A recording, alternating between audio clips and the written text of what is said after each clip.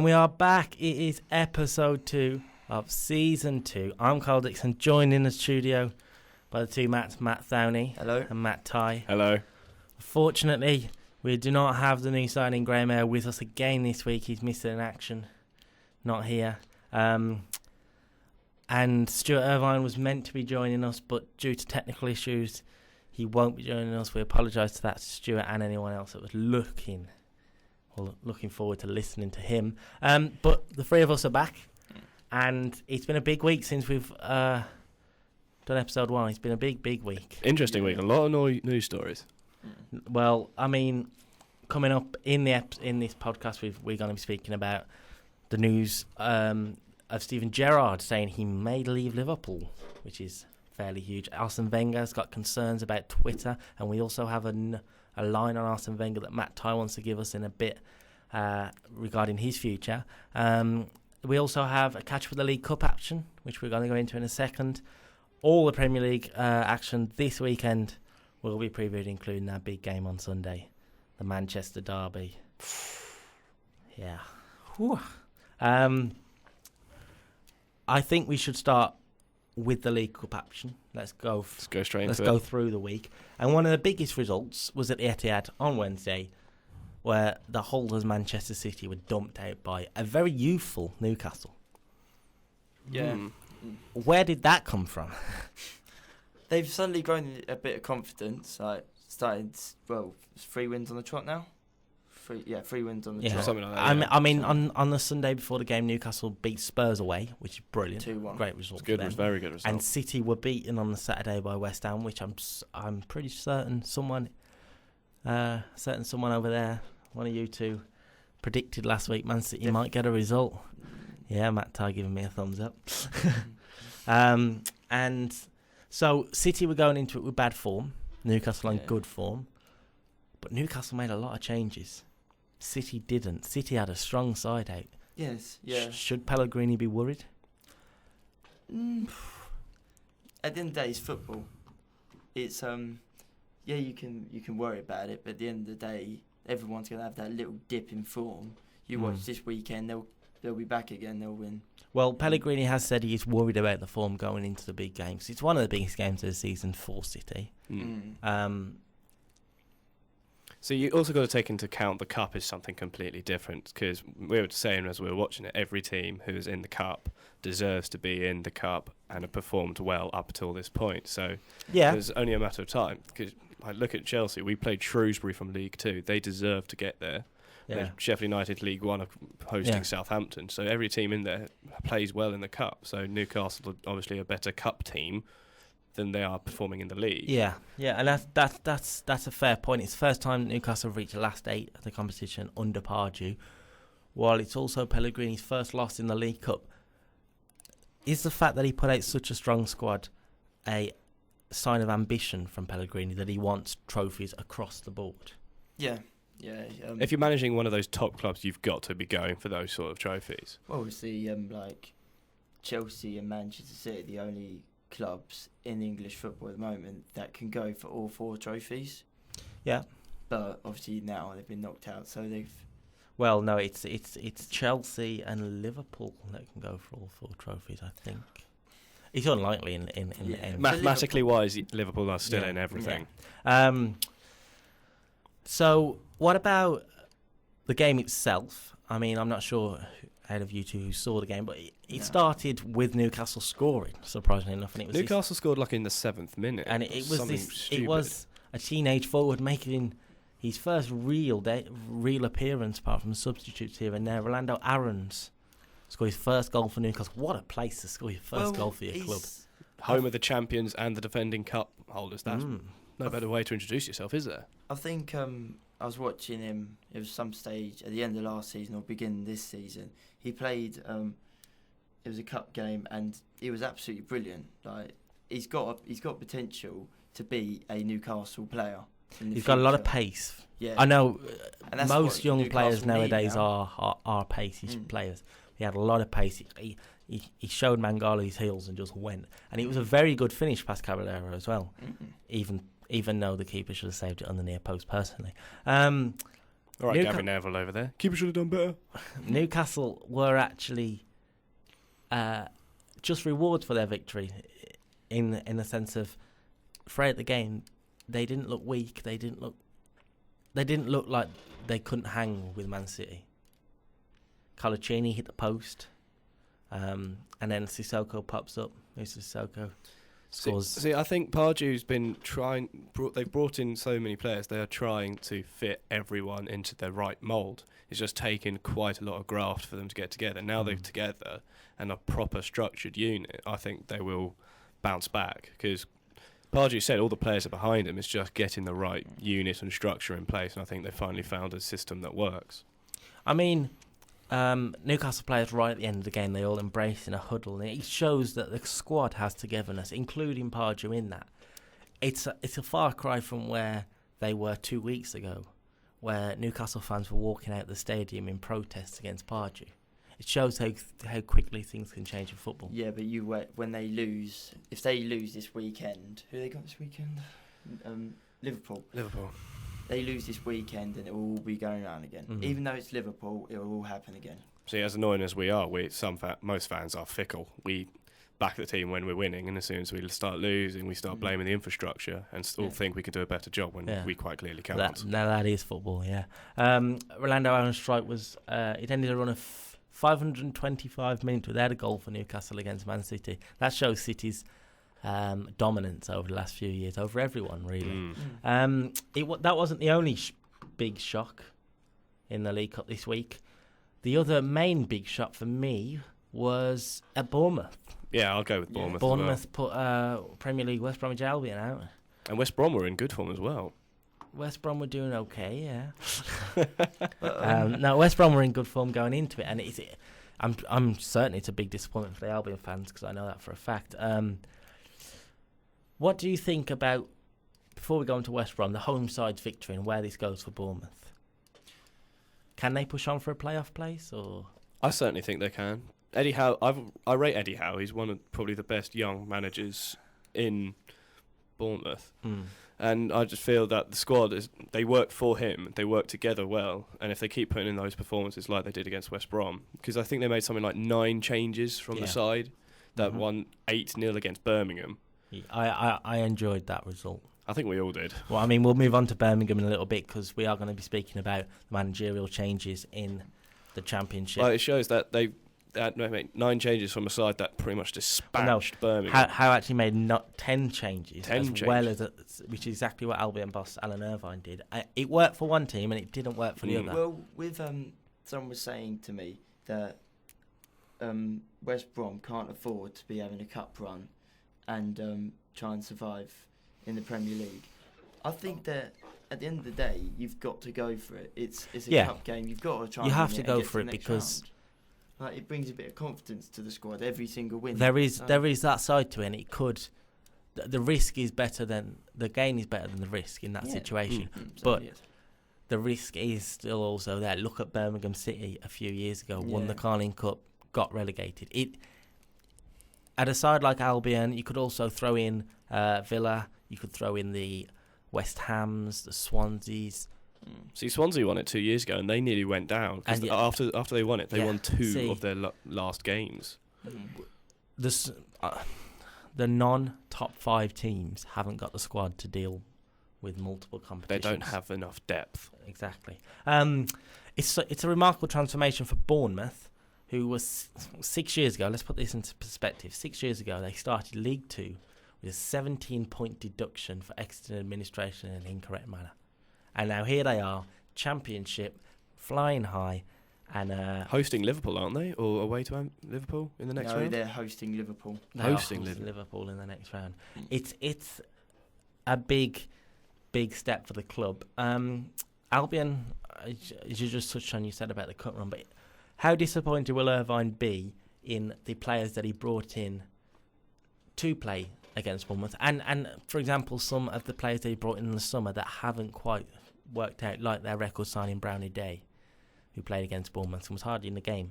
hardly been there this season. How disappointed will Irvine be in that manner? I think he'll be disappointed that the players he backed didn't live up to the expectations. But in football, every player goes through a dip in form. He's got to stick with them and hope that they get over this hurdle. Yeah. You can't just axe them for like one bad game against Bournemouth. That's the thing with clubs like West Brom and like everyone fighting against relegation, is that you've got to stick with them players, whereas top sides can go, he's not in a good run of form, I'll get someone else in, put him on the bench. What did you think about West Brom's transfers in the summer? Because I know we haven't spoke about that in this weren't they one of the most busiest clubs in the Premier League? Well, they brought in players like Davidson as a left-back. They brought in players like Chris Baird, Jolyon Lescott, Blanco, Jolyon Lescott, Brennan Day, who I mentioned, Georgios Samaras goes unnoticed, Craig Gardner, Andre Wisdom. Is this a squad that can keep West Brom up? Or yes, but not by much. Not by much, but I still think, like I said last week, I still think they'll go down because it would take a lot for West Brom to stay up. I think, like them, if they stay up, then every player in that squad has done their bit. Right, yeah. I still think they'll go down. If they go up, they'll have to put in 110% and absolutely just beat everyone around them and get draws when they can against the top 5. Yeah. But it will be close, but I still see them going down.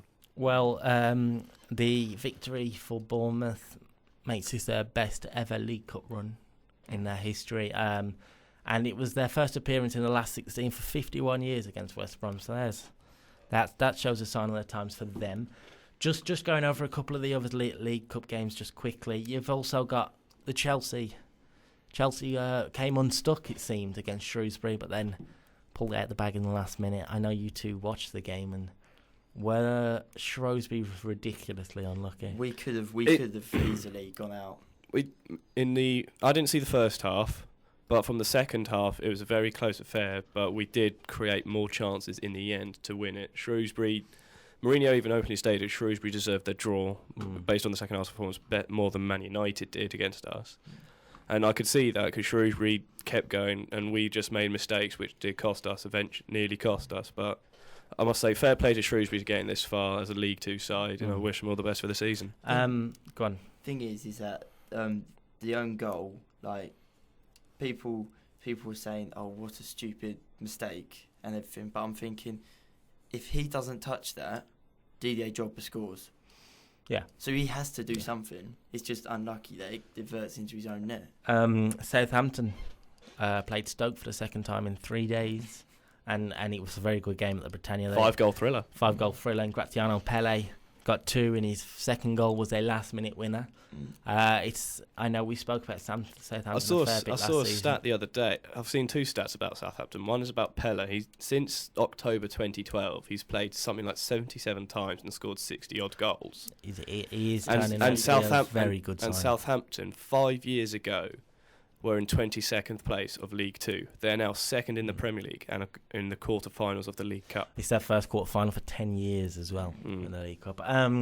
They will face Sheffield United in that quarter-final, who are the lowest-ranked team left in the competition. They beat MK Dons 2-1. Is that a good draw for Southampton? It's an interesting one. There's no such thing as a good draw for me. Because the cup's always the cup. You'd think, because this is the same MK Dons side that put 4 past Man United.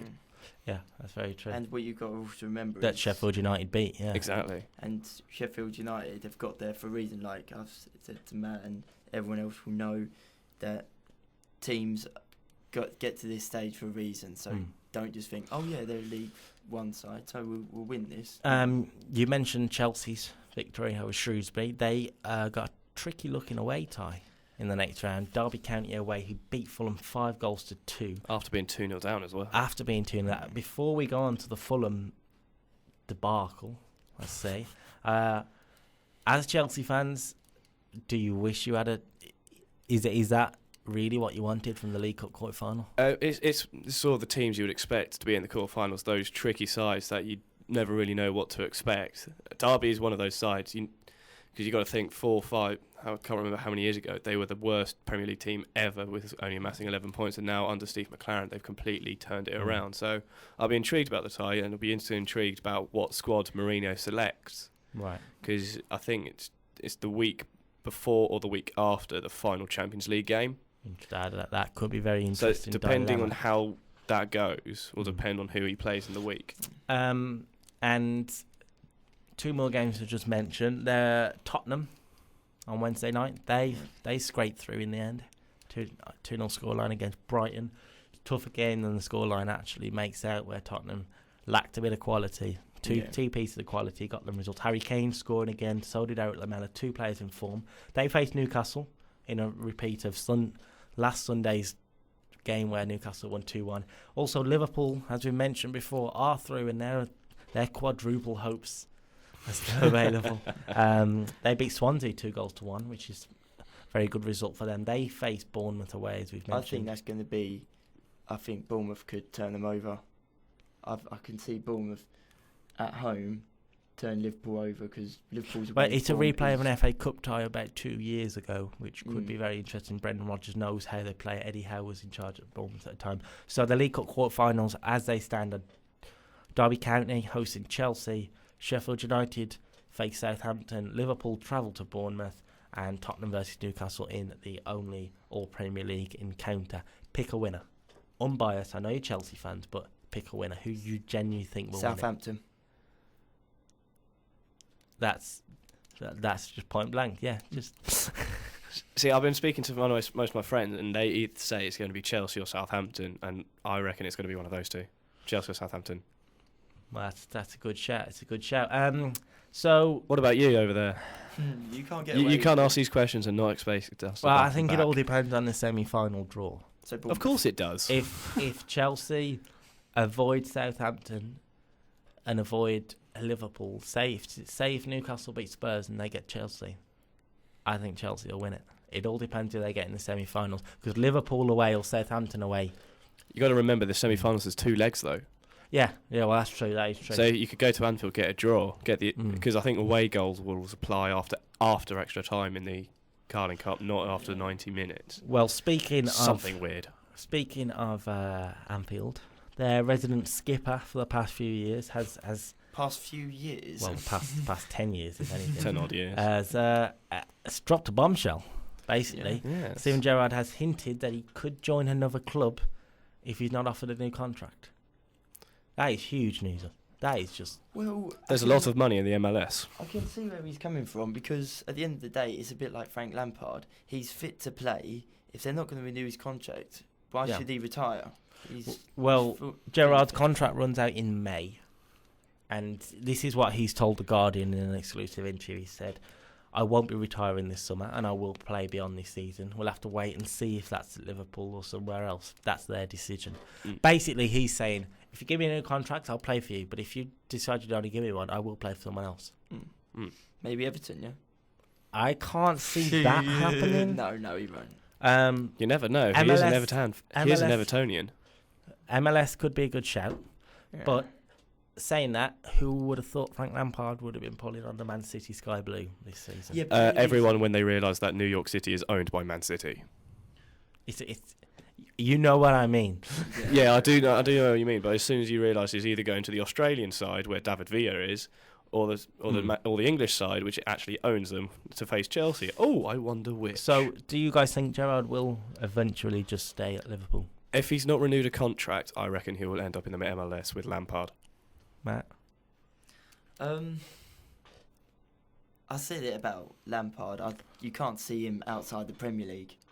I see him staying in the Premier League, but it'll be for someone like West Ham United. I don't see him going to the MLS. I know it sounds stupid, but playing... I don't see him outside the Premier League, but then Lampard. I see your point. West Ham's turning into Liverpool old boys, Andy Carroll, Stuart Downing and Steven Gerrard. I really do think he will sign a new contract at Liverpool. Yes. I'm sorry, but if Steven Gerrard doesn't get given a new contract, I know there was a big debacle with Lampard and Chelsea fans, but if Gerrard doesn't get one, the Liverpool fans will riot. So I think he'll stay on, and he'll end up being a coach there and going into, if he decides to go into management, that's the way he'll work it through. There was an important thing, an interesting thing he did mention in this interview, and he was asked about Daniel Sturridge. Now, Gerrard is someone that's worked with Robbie Fowler, Michael Owen, Emil Heskey. Luis Garcia. Well, I'm thinking English strikers here, because Gerrard has actually said Daniel Sturridge is possibly the number one English striker he's ever played with. That's a big shout. That is a big shout. I can see where he's coming from. With that, because he is very... No, you're right. I can see where he's coming from, because you compare him to... Heskey. No, but Heskey was amazing. You compare it to Fowler and Owen. They were unbelievable finishers. Probably two of the best finishers in the Premier League. They're in the top 5. Yeah. But they're all-round game. You know what I mean? Sturridge link-up play. Back. Well, it's not just that. Sturridge is someone, he's control, he can pass, He's very diverse in what he can do. Well, you have to be in the modern day football. But he's one of those players. He could, if you shove him on the wing, he'll be able to get the ball in. If you put him up front, he'll find you the goals. Now, I'm not saying Robbie Fowler wasn't technically brilliant, because in some cases he was. But Sturridge, as you say, he can play wing. I can see the point. I'm not sure I quite agree that Owen is worse than Sturridge. No, I think time will tell. Owen was just Owen was something else. He was just fantastic. It's the same with Sturridge though. He's unplayable. And there was one last bit of the interview that caught my eye. It was he was asked about Luis Suarez actually, and he said, and Gerrard said he's surprised that Suarez was not named in the 23-man shortlist that was released this week for the FIFA 2014 World Footballer of the Year, the Ballon d'Or. Gerrard had said he scored 31 goals and was voted the best player in the hardest league in the world. He said, so you tell me how he's not on the Ballon d'Or list. He should be fighting Cristiano Ronaldo. We'll tell you why. He's bit 2 players in the season. Yeah, I understand your point to that. But what I'm saying is, on the short list, they should just take it as in playing. Stats, goals, thing stuff is, like that. The Ballon d'Or is something to inspire people to get into football. You've got to have the best up there. Ronaldo is a good role model. You don't see anything negative really about him in the press, besides the fact that everyone thinks that people perceive that the sun shines out of him. Yeah. Messi is one of those, also another character. I do understand what you mean, but I don't see why they couldn't just put him on the shortlist. As you say, because of his biting things, then people aren't going to vote for him anyway. His talent deserves to be on the shortlist. His talent, yes, but his talent is part of his attitude. His attitude is influenced his talent. It's like Diego, we were discussing the other week with Diego Costa. He is that sort of a striker because he gets fired up. Yeah. Suarez's attitude is what's made him a good player, but at times his attitude is his own worst enemy. And if you can't control the attitude, you can't be a good player like that. Well, speaking of attitude, Rio Ferdinand this week has been fined £25,000 and he's been banned for 3 games for something he's tweeted. We are not actually allowed to say what he tweeted. But you can find it on BBC Sport. No, BBC Sport aren't allowed to, but you can find it somewhere because of the language involved. We're not really meant to. But tell me how, I can understand the fine, I can understand that bit, but what has a tweet got to do with him playing football? It's because he's setting a bad example. He's setting a bad example. Fine him, No. Listen, he set a bad example. From what I've read, he's verbally abused someone's mother. Yeah. You can't have that sort of a role model in your team. I understand your point, but shouldn't that be up to Harry Redknapp? Yeah. How do we know Harry Redknapp hasn't had a say? No, I know what you're saying, but I'm kind of agreeing with Matt Thowney where he says... I get what Matt's saying as well, with it shouldn't affect his playing career, but playing status. But I feel that saying something like that in such a public domain in front of everyone is setting a bad example for people, and you've got to have repercussions and consequences for that. You've got to accept the fact he can't go around saying what he wants willy-nilly. He's got to accept the consequences, and that is one of the consequences. Right. You are right in that sense, and I mean, even if I was earning that much money, if I was fined £25,000, I would cry and cry and cry. Yeah, so just the money for me. Arsene Wenger, as today in his press conference, and he has saw this on Twitter. He has saw it for once. I don't know. He's admitted he's concerned by his players' use of social media. Twitter and Facebook and whatnot. His actual words are, we are concerned about Twitter and things going out of the club that should not go out. It's important to keep that under control, and in the modern world that's very difficult, but we try. It's interesting that he's not saying anything about the players are role models, blah, blah, blah, like we just mentioned. He's saying there are things that happen in club and should stay in club. That's an old-fashioned way to look at it. And Arsenal have had enough trouble with social media. Jack Wilshere, for example, and Wenger's concerned. Is it a growing concern in football? It's a growing concern due to social media becoming so accessible and so easily interpreted. So, like, what happens that in 20 years' time, we could be able to have everything we want from a club just on social media. And, like, literally everything. I think that's just going to happen. Yeah, because he's already started now, because press conference, key quotes from the press conference on Twitter, the team sheets announced on Twitter. Players who are like, over the transfer window, some players have started to tweet about their own future. Petr Cech sort of speculated his own future during the summer transfer window just gone. He says, whatever happens. I've enjoyed my time at Chelsea. Whatever I take in my next career, once a blue, always a blue. And so all of us Chelsea fans were like, oh, does that mean he's going to PSG? Does that mean he's staying and he's willing to fight for his place against Courtois and Schwarzer? So the things like contracts and vital information with the club should stay in the club. See, this is the thing that, like, for example, 25 years ago, people would have been having this conversation about players giving interviews, saying like, is it going to get to the point that social media just becomes part of life in football? It's already there, I think. No, but without it causing this big hurrah. Well, in 25 years, we're going to have something else causing hurrah, aren't we? Well, no that's doubt. the way we're advancing. Yeah, I'd say yes. Wenger's press conference, he also was asked about a couple of things. He was asked about Theo Walcott, who was an unused substitute in last Saturday's 2-0 win over Sunderland. He said Walcott's not ready yet to start, maybe on the bench this weekend. Jack Wilshere is also out. And he was also asked about Chelsea's unbeaten start to the season, Premier League-wise. And he was asked about, can they live up to the 2003 Arsenal Invincibles? And Wenger was not happy, and he's sort of just like, well, that's just way too early to be saying that. And he's right, it's 9 games into the season. It is far too early. Chelsea, for me, I mean, I'm a Chelsea fan, but I can't see Chelsea going unbeaten throughout the season. But it's rare. I mean, but they had Thierry Henry, Sylvain Wiltord, they had all these strikers up front, whereas I think if Chelsea lose Diego Costa once more, we rely on Remy again for goals. And you say that. Drogba's got 3 goals in his last 3 games. Manchester United, Shrewsbury, and MK Maribor. It shows that he's still. We're talking about the league, aren't we? Yeah, but in the league, he scored against Man United in the league. Yeah, but it's one game at the end of the day, isn't it? Yeah, it's one game, but you still got to take into account we don't just rely on our strikers. We're getting goals from Hazard. Before this moves into the Chelsea conversation, which we will go into when we predict the Premier League games this weekend, I'm going to move it on before you guys go off on one.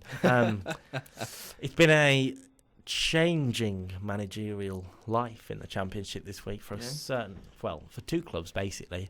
Lee Clark was sacked by Blues, and he's now Blackpool boss, isn't he? Well, Lee Clark was originally sacked by Blues after the 8-0, the record-breaking 8-0 demolition against Bournemouth last week. Demolition. Right? Demolition. Well, no, in actual fact, he was sacked before the game, but that was the result of it, and they needed someone in quickly.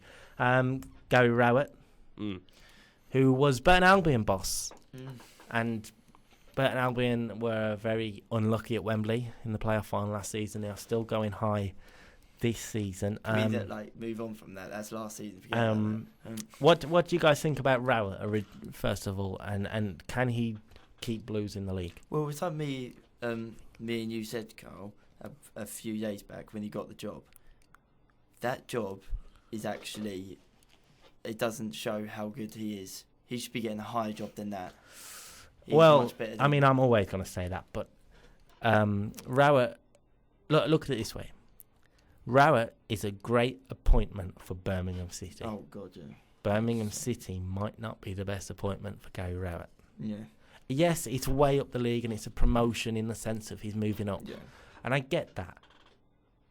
But that's going to be a very tough job. They hung on by the skin of their teeth last season. Whether they'll do it again this goal season, difference they stayed up by. I don't know whether they'll do it again. So Lee Clark was sacked. Rowett's been brought in. Lee Clark did not take long to get his next job. You know, he was not waiting around. And after Jose Riga. After Jose Riga was sacked at Blackpool, after only 4 months, I must say, Lee Clark has took it on a 1-year rolling deal, which is important in the sense of he knows he's not going to get long to do a decent job there. As we said, Jose Riga only got 4 months. Come on. How can a manager do a job in 4 months? Especially in the situation Blackpool were in, where they start the season, they had 13 players. You know what I mean? It's ridiculous. It really is ridiculous. Do you think Clark can keep Blackpool up at the expense of his former club, maybe? No. I think Liverpool? Blackpool are... I just... Every time I see them like on final score or whatever, they're always in a bad position. They just can't... They can't seem to find a result from anywhere at the moment. And... I just don't see where that result's going to come. I wouldn't be surprised if they both go down. Well, in the Championship table, he's took over Blackpool, and Blackpool are the only side that are below Birmingham in the table. Blackpool bottom and Birmingham are second bottom. So it's disappointing. The Championship table, actually, just going off topic, is very weird reading in the sense of at the bottom, because, yes, you've got the Birmingham and the Blackpool, but and maybe Bolton you can throw in that hat. But Brighton are sitting just above the bottom three. Brighton have had a poor run of form since Oscar Garcia left. Fulham have been in trouble, as we said before. Wigan, just above Fulham. Leeds United, I know they have had a tumultuous start to the season, but Wigan and Brighton down there, that's disappointing for them. It's got to be. And then you switch it to the top where you've got Wolves and Bournemouth in third and fourth place. You know what I mean? Norwich is up there as well. Norwich are in at 6. Derby top and running away with it seems. Best team in the Championship for me. But the Championship is not the main point of interest in England. Of course, it's the big one. It's the big Premier League. And this weekend there are a full list of fixtures to get our hands into. And I think the one place where we need to start personally is the 12:45 kickoff, BT Sport. Newcastle, in form Newcastle now, host Liverpool. We mentioned Newcastle before in their form. Liverpool, is this a tough, tricky sort of game that they need to kick themselves into gear? Liverpool need to find skull from somewhere, because Balotelli's only got 2 goals this season. One of them is against Ludogorets in the Champions League, and the other one is against Swansea in the Cup. He's a cup striker. He's not finding it in the league. He needs to find it in the league soon. So, Newcastle, is this the game that they'll be wanting? I mean, it's a tough run of fixtures for them, including the cup game. Tottenham away, Man City away, Liverpool at home. They've got 2 wins. Is this the game they'll be wanting? Yeah. Yes. Because, what is it? At the end of the day, it doesn't matter if you're facing an in-form Newcastle or an out-of-form Newcastle. Going to St James's is one of the hardest grounds to go to in the Premier League. Like Chelsea discovered that last season. We lost 2-1 there, and I think Liverpool, if they're not careful, could suffer the same fate. I mean, Newcastle versus Liverpool is a game that's always brought up good games and good results. I mean, you think back to the late 90s with the 4-3. Stan Collymore. You know what I mean? You think in modern day sort of times, you think back to 2008, for example, where Liverpool stuffed them 5-1. You've got the 6-0 for a few years ago where Liverpool stuffed them. Is this the game that people are going to be wanting to watch this weekend, Yeah. apart from the big Manchester derby. Yeah. Yeah, they will be. Definitely. So I'm going to move on to predictions. So our first prediction of the week: Newcastle host Liverpool. Matt Thowney. 1-1. 1-1. Yeah. Matt Tye. I agree, 1-1. 1-1. Oh, 1-1, 1-1. Just to be different, I'm going to go 2-2. I want more goals. Interesting enough, on bit of stat for it, Newcastle have had 5 players sent off in their last 4 league games against Liverpool. So there's one to watch if you're watching that game. Arsenal-Burnley is the first 3 o'clock game on my list, going alphabetical order.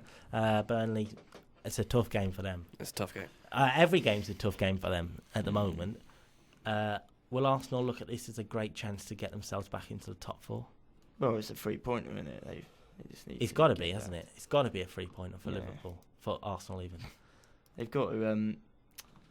Only thing they've got to make sure they don't do is just think they'll run away with it, because at the end of the day they've got to get that first goal.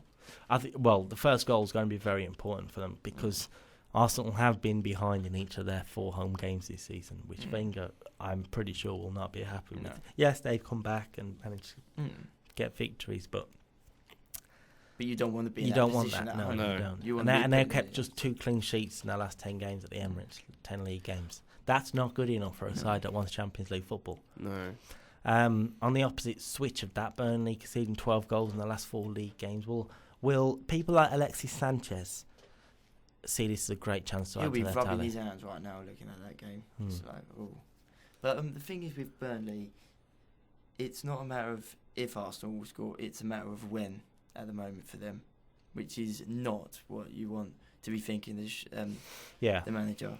They are unbeaten in the last 5 top flight games against Burnley, which goes back a long way, must do that record. And they've only lost one of their last 12 top flight home games against Burnley, which was in 1974. So it could be a record-breaking win for Burnley, definitely. Oh, yeah. Could. But switching that, on the interest, they were the first lower league side to beat an Arsene Wenger Arsenal team in a cup in 2008 with a 2-0 victory. And one last stat, which I think is very important. They are the 12th sides to fail to win any of their opening 9 matches of a Premier League season.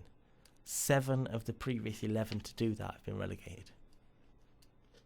I'm just throwing that out there. Predictions, Matt Thowney. 3-0 Arsenal. Oh. Not pulling any punches. Matt Tye? 3-1. See, at least he's given them a goal. At least he's been nice. I'm going to go... nice, it's Burnley. In between us. I'm going to go 4-0 Arsenal. Oh. What happened to this niceness? Yeah. Such a hypocrite. And this is the game that you guys will be looking forward to this weekend. Big London derby at Stamford Bridge. Chelsea facing QPR. Should be an interesting game, definitely. Well, I mean, the last time QPR played at Stamford Bridge, January 2013, Harry Redknapp's first 6 games. It was in that first 6-game bracket. They beat her 1-0. Yeah, I remember that. So, is that going to happen again? No. Well, don't see it happening, but you never know in football, but I just don't see it. Are you sure? Yeah. You also got to remember the last time we played them at home, Torres got a hat-trick. Yeah, 6-1. Well, not the last time they played them at home, the time before the victory. Yeah, that's what I'm saying, the last time before. Yeah. 6-1 defeat, yeah. But that is QPR's only loss in their last 5 games against Chelsea in the Premier League. Really? How often have they been in the Premier League? That is harsh. It's out of 5 games, so out of 5 games, they've lost 1. That's a good result for them. QPR got a big result Monday against an unnamed opposition. We're not going to be talking about. Aston Villa. We're not talking about it. There we are. They got a big result for them. Can they take that confidence?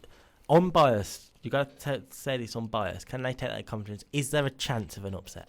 Oh yeah. There's always confidence when you beat a team, especially a team around you in the league, and especially when you travel to a big side in the Premier League. Yeah.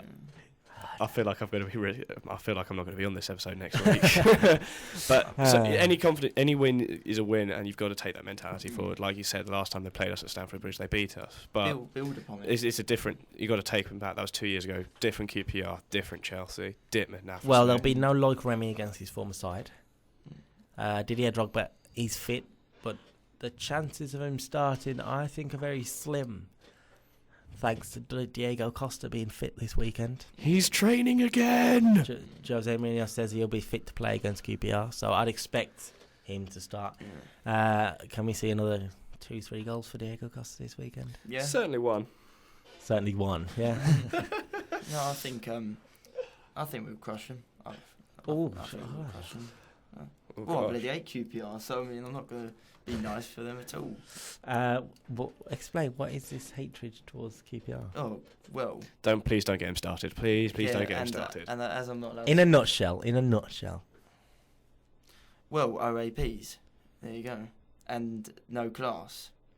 All right, okay. Swiftly moving on to the predictions. Matt Thowney. Yeah. 5-1 Chelsea. Matt Tye? 4-0. I'm going to go with a 2-1 victory. I think it'll be a lot tighter than you're making out.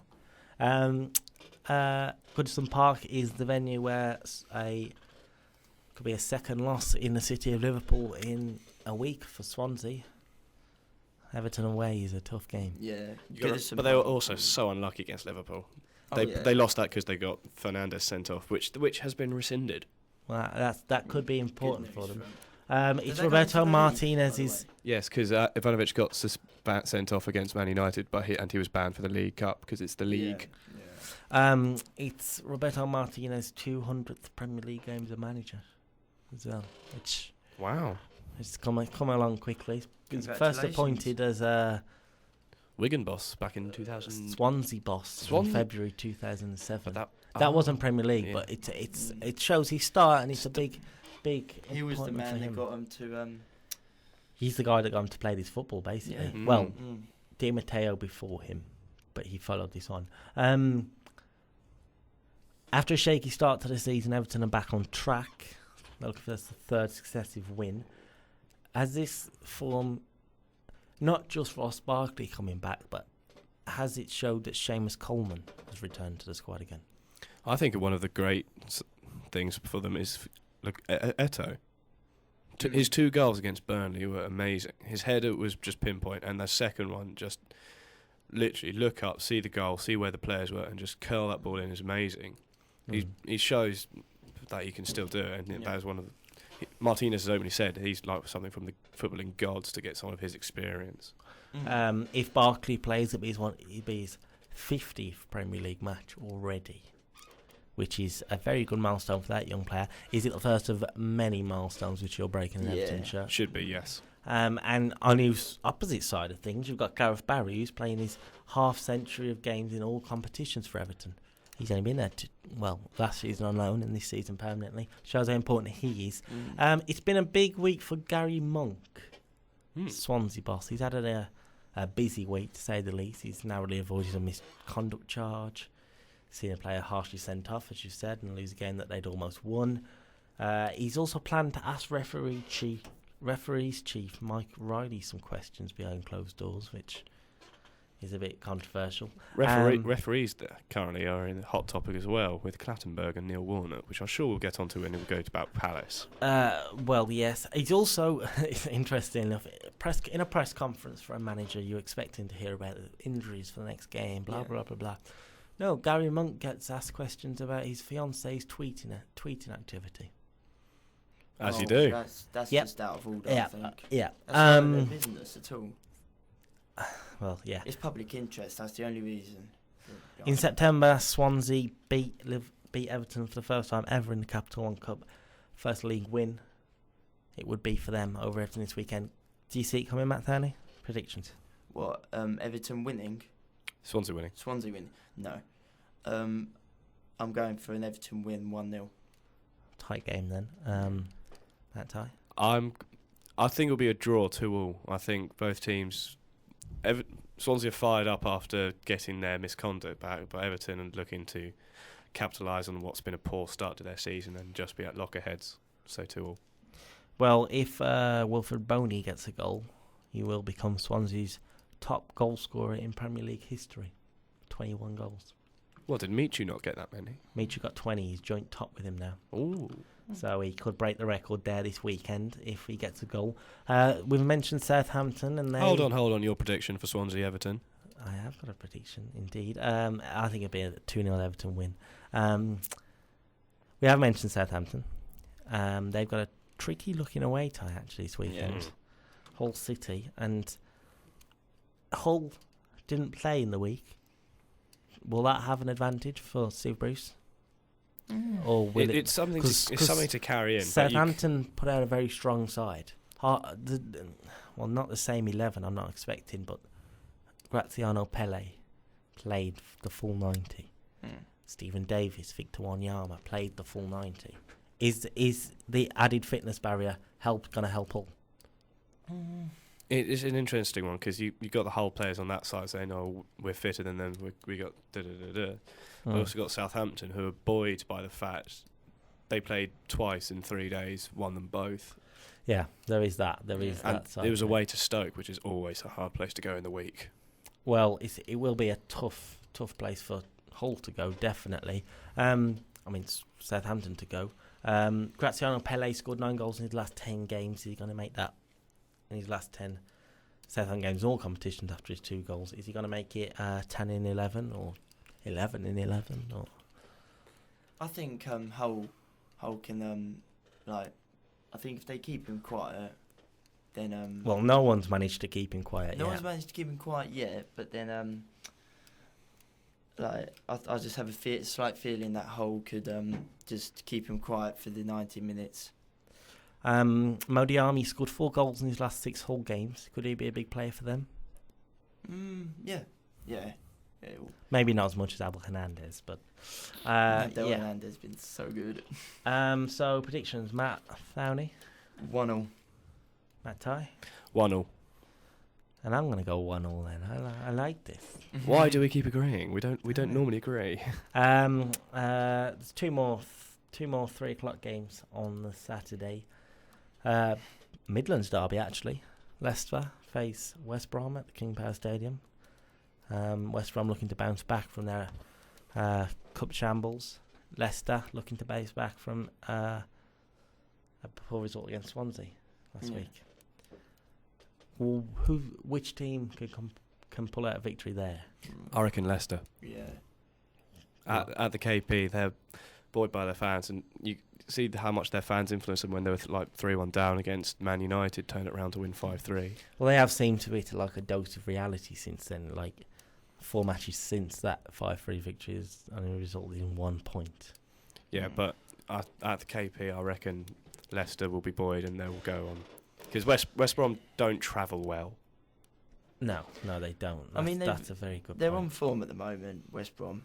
I mean, despite the midweek defeat, they're on form. Confidence is high at the club in the league. But like Matt said, going to the King Power Stadium is going to be a very awkward game. Well, Leicester are unbeaten at home this season in the league. You've got to think they've also had 2 draws there against Everton and Arsenal as well there. Everton and Arsenal, yeah. You mentioned Clattenburg earlier. This is the game that Mark Clattenburg was meant to be officiating. He's rested, let's say. There was after the game, the Crystal Palace game last week, he made a phone call to Neil Warnock explaining his decisions in that game. And well, that sounds brilliant. That's what referees should do. The referee rule book says they can't do that. The referee rulebook states that they must converse with the managers, explain their decisions with the rest of the officials present. That's just ridiculous. And then further states, with the other part of the reason why he's no longer playing, he broke another section, hence why he's got a second week off. Yeah. Because he went to see Ed Sheeran. Yeah. So Ed Sheeran has cost Mark Clattenburg a week of work. Instead of meeting with his fellow officials and leaving with his fellow officials, which is what all referees are meant to do. They're meant to arrive together and leave together. He got in a car and left on his own to go and see Ed Sheeran that night. Yep. Nothing wrong with his taste in music, but Well, hope it was worth it. You must think that this is Clattenburg is now, after Harry Webb retires, probably England's best referee, or one of them. But he's does had the his fair job. share of controversy. He's though. got his fair share of controversies. We only speak of Mikel and Lallana, and we just end it there. Mm. But he's one of England's best referees. You've got to think he would know the rule book inside out and know not to make a private phone call to a manager and then leave on your own. So I think I know where this is going. But if I ask you for your predictions, 1-0 Leicester. 2-1 Leicester. my friends are not going to hate me. I'm going to go 3-1 Leicester. Let's build it up. It's going to be 4-1 now, isn't it? Come on, Leicester. Stoke, the last 3 o'clock game. Stoke face West Ham. Two teams that shouldn't be where they are this season, in the sense of West Ham should be a lot lower in the league, you'd expect, and Stoke should be a lot higher. Yes. How are West Ham doing so well? It's remarkable. West Ham in at 4th, while Stoke are at 12th. So Stoke's your Barmy Army. it's Diafra Sakho managed to get the record we were speaking about last week when we were predicting the West Ham Man City game. They've scored in 7. Only just. Yeah, 7 successive matches, 6 in 6 in the Premier League. So a good start to his West Ham career. Yeah, not bad, not bad. Seen better. Unfortunately, West Ham will be without him for this match. Dun dun dun. Shoulder injury. Is that going to be a big blow, or It's going to be a blow, but I reckon West Ham will still be They've got alright. the likes of Enner Valencia, who's been a big player for them so far this season. He was a fantastic signing. Yeah. Are we expecting goals in this game? Yeah, I am. Because the Britannia Stadium is a place where goals have been very hard to see this season. There's only been 6 goals at Britannia Stadiums in the Premier League. 3 of them have gone for Stoke and 3 for opponents. So it's not really been full of drama down there for those fans yet. No, yeah. Well, they're Stoke fans. They don't expect drama. Yeah. All they expect is a goal and walk home and have a Pie. steak and kidney pudding. A win for Stoke would see them narrow the gap to West Ham to only 2 points, interestingly enough. That shows how close the Premier League is. Shows how close they are. And it was only in March when Stoke beat West Ham 3-1. Goals from Peter Crouch, Marko Arnautovic and Peter Odemwingie. So, Not too long ago. will it be a happy birthday for Mark Hughes? It's on his birthday on Saturday. Or will it be Sam Allardyce that's doing a dance on the touchline, Matt Thowney? No, they'll share the spoils, I think, 2-2. So you're expecting goals. Yeah. Matt Tye? I'm going to go 1-0 West Ham. I kind of want Stoke to get a decent result because they deserve better, but I can't see them getting it. I agree with Matt Thowney. He's got draw written all over it, 1-1. And now we move to the big one. The big, one of the biggest games of the season, without a doubt. The biggest game of this weekend, without a doubt. Sunday, 1:30, Sky Sports 1, at the Etihad Stadium. Man City host Man United. It's Louis van Gaal's first Manchester derby.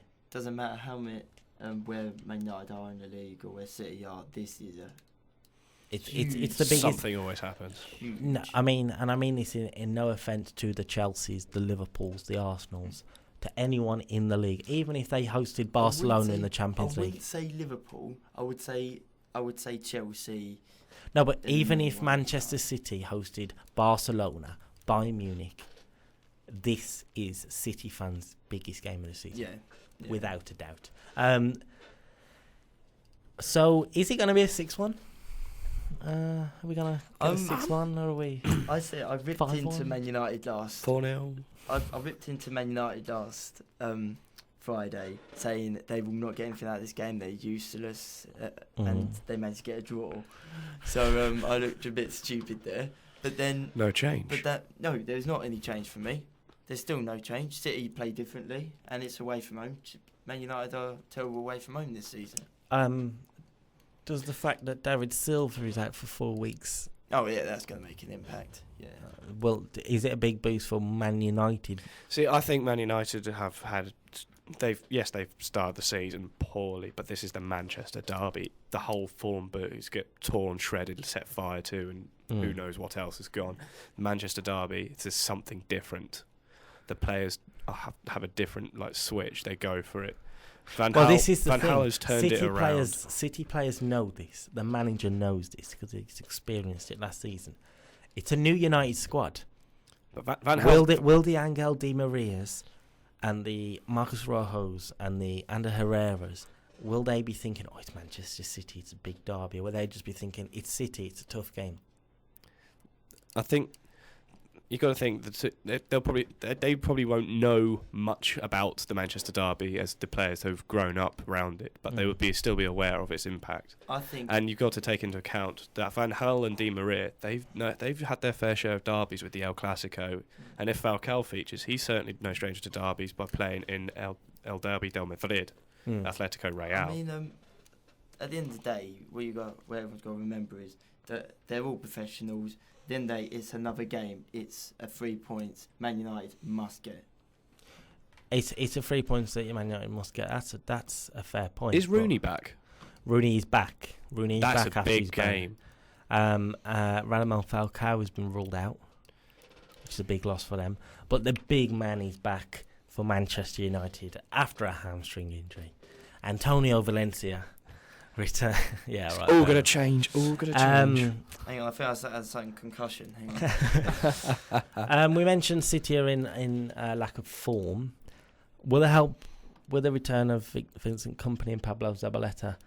Oh yeah, that's going to help the shakiness there. Yeah, yes, of course it will. Zabaleta and Vincent Kompany are the two solid defenders in the Premier League. You say Kompany and Zabaleta, but they were playing in that side that let a 2-goal lead slip against the SK Moscow.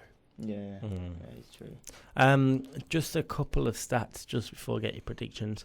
Manchester City have won 5 of their last 6 league meetings with Manchester United, which included a double last season. I've got a stat for this game as well. They scored 7 goals and conceded just 1 last season. Also, defeat for City would mean back-to-back Premier League defeats for the first time under Pellegrini, and the first time since October 2010 when they were beaten 3-0 by Arsenal and 2-1 by Wolves. So, it's going back a long way, Wolves. Matt Tye? My stat is that if Man City win this would be the first time in 44 years they would have had 4 consecutive wins in the Manchester derby. That is very true. I'm just reading that stat myself. Also, United, prior to these games, this weekend's games, United are only one of 4 Premier League teams that have not won away yet this season. That includes Burnley, Sunderland and QPR. Will they change that this weekend, Matt Thowney? 3-0 City. Oh, no, then. Swift. Matt Tye? I'm going to go for a 2-2 draw. I'm going to go 3-2 Man United. Oh, I can just see it. I can see them picking something up. There is a bigger game in my eyes on the Sunday. Remember what happened the last time you hyped up Villa? You lost to QPR. Yeah, but you know that side in London that's doing really shit. Yeah, well. But now you're facing another team in London that's doing really. Villa at home face Spurs. 4:00 kickoff on Sky Sports 1 again, which is very good. Yeah, I don't really know what to. Villa are a mixed bag this season. Yeah, you don't know what you're expecting. You could get the side that turned up at QPR, or you could get the side that turned up at Anfield. You could also say the same about Tottenham. Well, that's the thing. You don't know if you're going to get the side that played Newcastle or the side that played Southampton. Hopefully, the side that played Newcastle. I think everyone hopes that. Obviously, apart from the Spurs. I wanted to just speak about Eric Lamela. He's in good form, very good form. Pochettino's turned it around for him. Is it down to Pochettino? Yeah, I think so. At the end of the day, he chooses the squad. He's got so. Or what about Harry Kane? Because Pochettino is someone we know. He's very good with young talent. Adam Lallana, Luke Shaw, James Rodriguez, Callum Chambers as well, yeah. Harry Kane's come in, Tottenham's top goal scorer now this season. Do you reckon he will start? Yeah. I think he's got to start an informed player. Well, he hasn't been starting him in the Premier League. He's chose Adebayor. I think he chose Adebayor due to his experience in the Premier League. Actually, he is informed Adebayor. He scored in his last game, but I mean that's not. Quickly, predictions: Villa, Tottenham, Matt Thowney. 3-1 Spurs. Matt Tye. I'll be kind. 1-1. Oh, thank you. I'm going to go 3-1 Spurs. We're meant to be thinking with our heads. And on Monday night, what is actually a very big game at Selhurst Park, Crystal Palace hosts Sunderland. Is that a relegation 6-pointer there? Yeah. Yeah. I'd say so. It's early, but it is. Sunderland need to do something soon. And Palace are just so inconsistent. They need to find a string of results. Sunderland weren't so bad against Arsenal, but the goals they conceded last weekend against the Gunners were mistakes. If anything, just as demoralising as that 8-0 thrashing against Southampton, because it wasn't even schoolboy. It was like they've never played football Toddlers. before. It was terrible. Crystal Palace got a 2-2 draw against West Brom.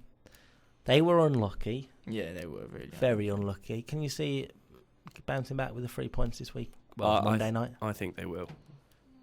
Matt Thowney? Not sure. As much as I dislike Crystal Palace and Neil Warnock, I think they'll do it on Monday. No. I'm going to go for Sunderland win. 1-0. He's pulling them out the bag today. Matt Tye? 1-0 Palace. I'm going to go with a 3-0 Palace victory. Oh, where are they going to find those goals? Dwight Gale. Dwight Gale. Certainly not So Shamak. that's the Premier League fixtures done. And just a quick reminder of the TV games for anyone that is listening and wants to be watching it in England, of course. Newcastle Liverpool 12:45 on Saturdays live on BT Sport 1, and there is no evening game on Sky Sports on a Saturday, unfortunately. There's championship games. We're not leaving them out. It's just that we're not that interested. We are interested in the championship. We're talking Premier League here. Sunday, the reason there's no Saturday night Premier League game is because they've got a double on the Sunday. Man City, Man United, as we said, at the Etihad, Sky Sports 1. Make sure you join in for that. Villa Spurs, also on Sky Sports 1, follows it at 4. And on Monday, again on Sky Sports 1, it's Crystal Palace Sunderland for Monday Night Football.